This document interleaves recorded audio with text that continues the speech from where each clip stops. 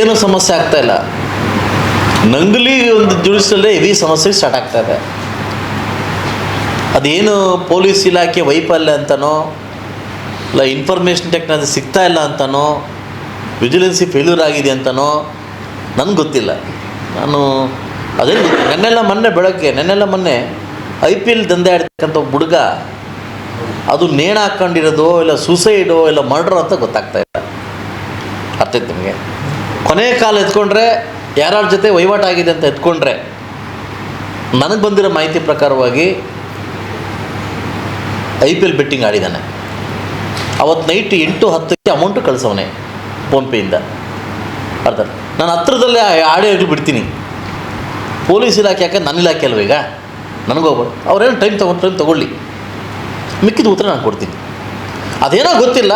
ಹೋಗಿ ಆ ನಂಗ್ಲಿ ಇದೆ ನನಗೆ ಹೆವಿ ಸಮಸ್ಯೆ ಸ್ಟಾರ್ಟ್ ಆಗ್ತಾಯಿದೆ.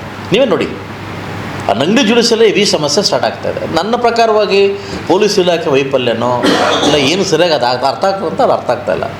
ನನ್ನ ಹತ್ರದಲ್ಲೇ ಪೊಲೀಸ್ ಇಲಾಖೆ ನಾಳೆ ಅಥವಾ ನಾಳಿದ್ದು ಮೀಟಿಂಗ್ ಕಾಲ್ ಮಾಡ್ತಾಯಿದ್ದೀನಿ, ಉತ್ತರ ಕೇಳ್ತೀನಿ. ಹೇಳಿದ್ದಾರೆ ನಂಗೆ ಒಂದು 4 days ಟೈಮ್ ಕೊಡಿ ಅಂತ ಹೇಳಿದ್ದಾರೆ.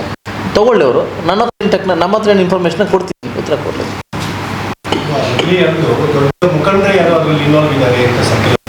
ಸರ್ ನನಗೆ ತಪ್ಪು ತಿಳ್ಕೊಂಬಿಟ್ಟಿದ್ದ.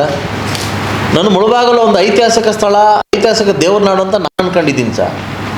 ಬಟ್ ಮುಳುಬಾಗಲಲ್ಲಿ ಕಾಣದಂಥ ಕೈಗಳು ತುಂಬ ಜನ ಕೆಲಸ ಮಾಡ್ತಾ ಇದ್ದಾವೆ. ಎಲ್ಲ TV ಬರ್ತಾಯಿದೆ ಸರ್, ನೋಡಿದೆ ನಾನು. ಬರ್ತಾರೆ ನಕ್ಕಿ ಹಾಲು ಪೌಡ್ರ್ ಮಾಡು ಬೇಕಾ ಈ ಕೆಲಸ ಮಾಡೋಕ್ಕೆ. ನನಗೂ ಬಂತು ಮಾಹಿತಿ ಯಾರೋ ದೊಡ್ಡ ಕೈವಾಡಿದೆ ಅಂತ. ಆ ಪುಣ್ಯ ಬೇರೆ ಮಾಡೋ ಕೆಲಸ ಇಲ್ವ ಇಲ್ಲಿ, ಇದೇ ಕೆಲಸ ಮಾಡ್ಬೇಕಾ? ಹಾಲು ಕೊಡೋ ಮಕ್ಕಳು ಪೌಡ್ರ್ ವಿಷ ಆಗ್ತಾರೆ ಅಂತಂದರೆ ಏನಿದೆ ಅರ್ಥನೇ ಆಗ್ತಾಯಿಲ್ಲ.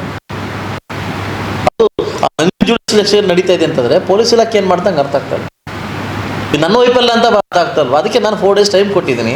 ಅದಾದಮೇಲೆ SP ಅವ್ರನ್ನ ಕರೆದು ನಾನು ಮೀಟಿಂಗ್ ಮಾಡ್ತೀನಿ.